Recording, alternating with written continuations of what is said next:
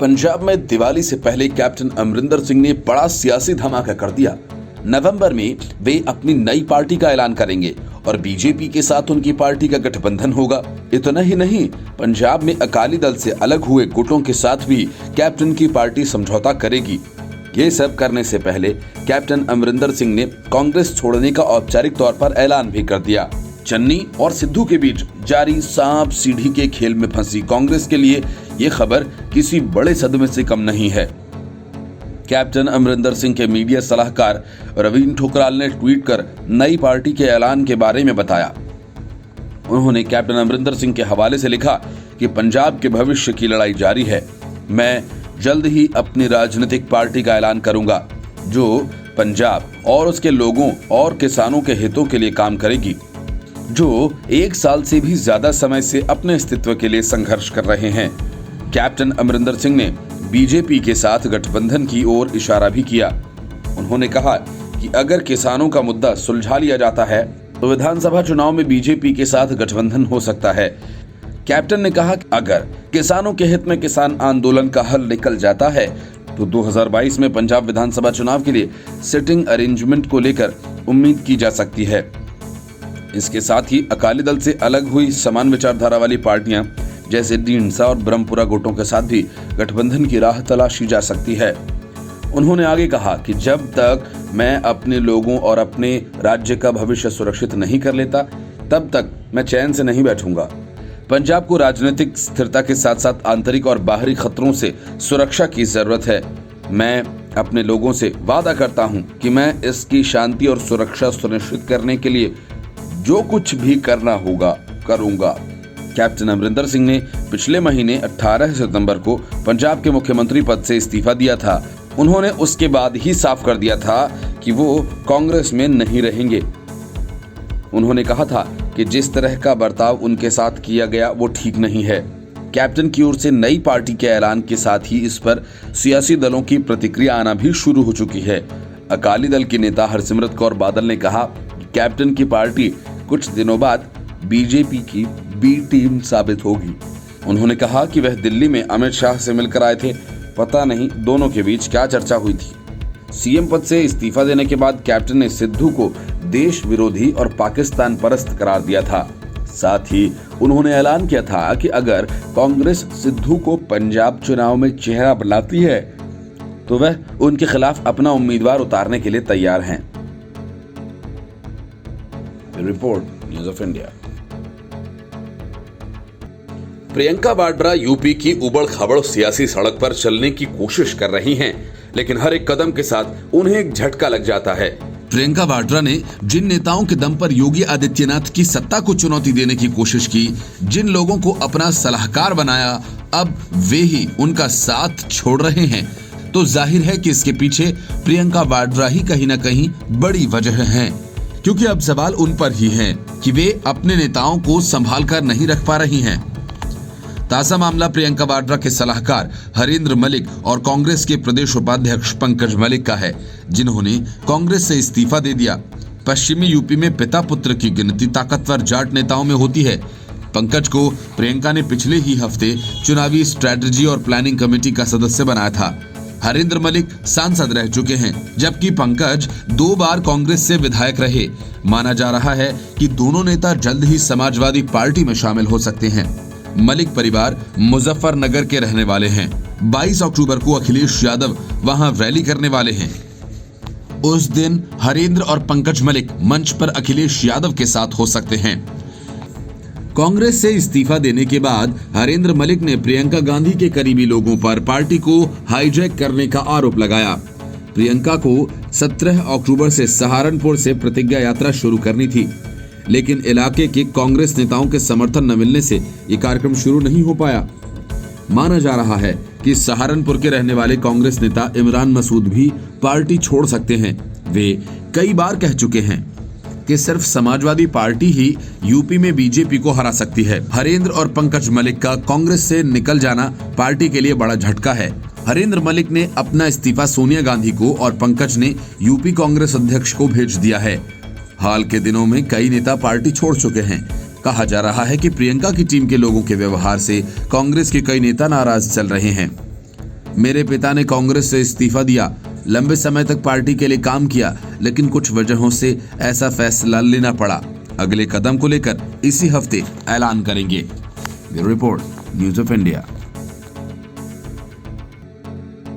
पंजाब की सियासत का रंग तेजी से बदल रहा है। अमित शाह और कैप्टन अमरिंदर सिंह अब इसमें एक और नया रंग डालने की तैयारी में हैं। पंजाब में अलग थलग पड़ी बीजेपी को कैप्टन के रूप में एक बड़ा चेहरा मिल गया और कैप्टन को सियासत का वजीर फिर से बनने का मौका है। कैप्टन अमरिंदर सिंह की ओर से नई पार्टी बनाए जाने के ऐलान के बाद बीजेपी के साथ गठबंधन की बात करना एक सियासी समीकरण का संकेत भर नहीं है और न ही इसका असर पंजाब तक ही सिमट कर रहेगा। हालांकि कैप्टन ने कहा कि कृषि सुधार कानूनों का मसला हल करने के बाद ही वे बीजेपी से गठबंधन करेंगे, लेकिन इस्तीफा देने के बाद 3 बार दिल्ली आने अमित शाह, केंद्रीय मंत्रियों और पीएम मोदी से मिलने के बाद कैप्टन किसानों के मुद्दे के हल होने की बात कर रहे हैं, तो जाहिर है कि इस मामले पर बात काफी आगे तक बढ़ चुकी है। कैप्टन पंजाब में किसानों की अहमियत समझते हैं।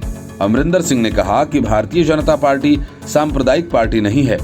कैप्टन ने बीजेपी के एंटी मुस्लिम होने को भी गलत करार दिया। कहा कि मोदी सरकार का किसान आंदोलन से पहले पंजाब में कोई विरोध नहीं था। कैप्टन की इतनी बातों से इतना तो साफ है कि वह पंजाब में बैठकर दिल्ली तक अपनी पैठ बनाना चाहते हैं और इसके लिए बीजेपी का साथ जरूरी है। लेकिन क्या किसान हित की बात करने वाले अमरिंदर सिंह बीजेपी को अपनी शर्तों पर मनवा पाएंगे? पंजाब विधानसभा चुनाव में जहां कुछ ही महीने रह गए हैं, तो वहीं कैप्टन अमरिंदर सिंह और बीजेपी खुद को मजबूत करने में जुटी हैं।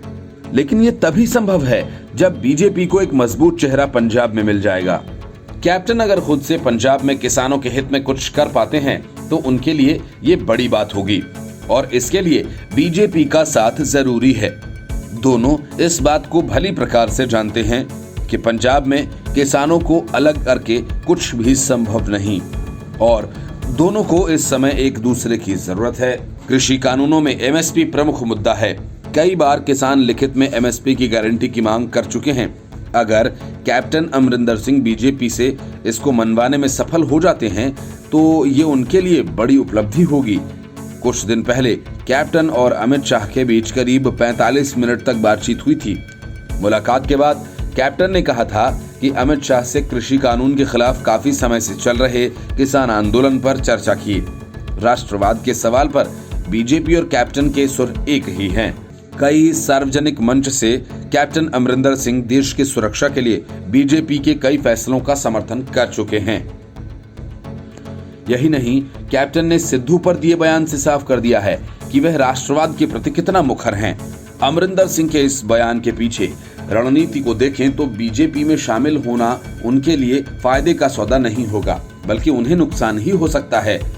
अमरिंदर सिंह तीनों कृषि कानून के मुखर विरोधी हैं और उन्होंने किसान आंदोलन का समर्थन भी किया था। आंदोलन में पंजाब के किसानों की तादाद अधिक है जो कांग्रेस का समर्थन करते आए हैं। ऐसे में चुनाव से पहले अमरिंदर सिंह के लिए उनकी नाराजगी मोल लेना ठीक नहीं होगा। Report, news of India.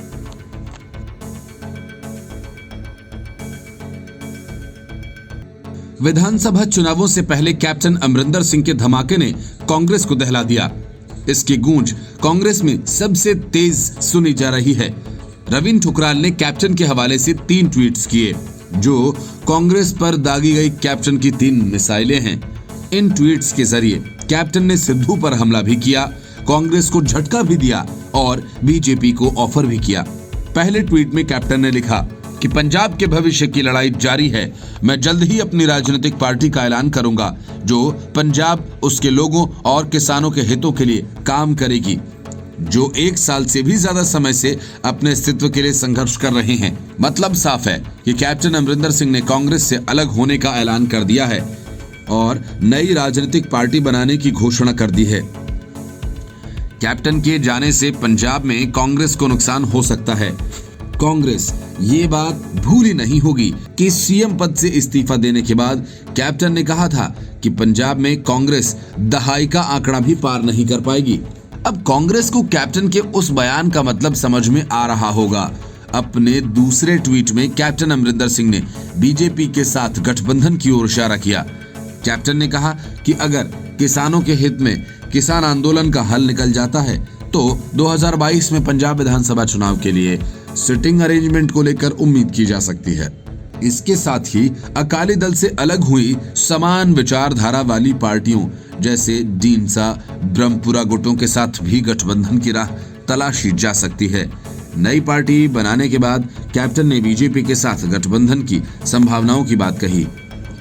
अगर बीजेपी किसान आंदोलन का हल निकालती है तो कैप्टन बीजेपी के साथ जा सकते हैं, और अगर ऐसा हुआ तो किसानों का मुद्दा कांग्रेस के हाथ से खिसक जाएगा और इसका नुकसान सिर्फ पंजाब में ही नहीं बल्कि कई दूसरे चुनावी राज्यों में कांग्रेस को होगा, क्योंकि इसी के इर्द गिर्द कांग्रेस अपनी चुनावी रणनीति बना रही है।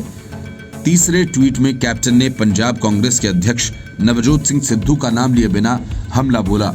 कैप्टन ने लिखा कि जब तक मैं अपने लोगों और अपने राज्य का भविष्य सुरक्षित नहीं कर लेता तब तक मैं चैन से नहीं बैठूंगा।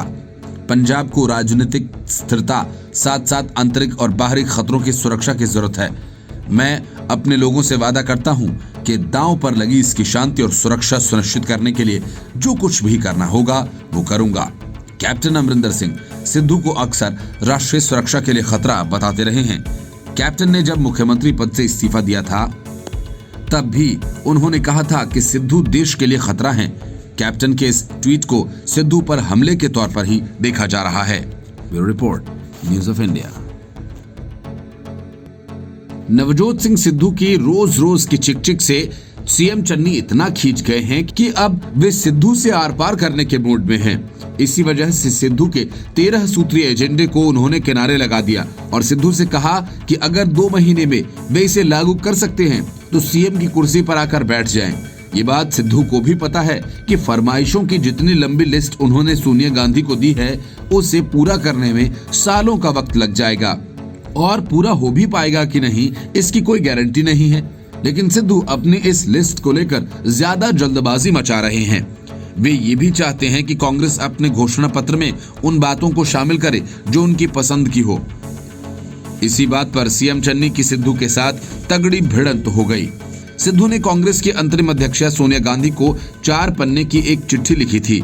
इस चिट्ठी में सिद्धू ने 13 सूत्रीय एजेंडे को सुझाया और इसे जल्द से जल्द पूरा करने की मांग की थी। इसी चिट्ठी को लेकर एक अहम बैठक हुई और इसमें सिद्धू की चन्नी से भिड़ंत हो गई। सूत्रों के मुताबिक चंडीगढ़ में गवर्नर हाउस के गेस्ट हाउस में बैठक में सिद्धू और चन्नी के बीच तीखी नोकझोंक हो गई। इस दौरान कांग्रेस पर्यवेक्षक हरीश चौधरी और पीसीसी महासचिव प्रगट सिंह भी मौजूद रहे। सूत्रों ने बताया कि इस बैठक में सिद्धू ने अपना 13 सूत्रीय एजेंडा उठाया, जिससे चन्नी चढ़ गए और अपने इस्तीफे की पेशकश भी कर डाली। चन्नी ने अपने इस्तीफे की पेशकश करते हुए सिद्धू को चुनौती दी कि वो 2 महीने के भीतर इन 13 सूत्रीय एजेंडों पर कार्रवाई करके दिखाएं। सूत्रों का कहना है असल में सिद्धू मुख्यमंत्री चन्नी पर बादल परिवार के कारोबार पर कार्रवाई करने का दबाव बना रहे हैं। सोनिया गांधी को लिखी चिट्ठी में सिद्धू ने लिखा था कि पंजाब में मादक पदार्थों की तस्करी के पीछे एसटीएफ रिपोर्ट में जिन बड़ी मछलियों का जिक्र था उन्हें तुरंत गिरफ्तार किया जाना चाहिए और सजा दी जानी चाहिए। सिद्धू पर ऐसे आरोप लगाए जा रहे हैं कि वो चन्नी सरकार के कामकाज में दखलंदाजी कर रहे हैं। Report, news of India.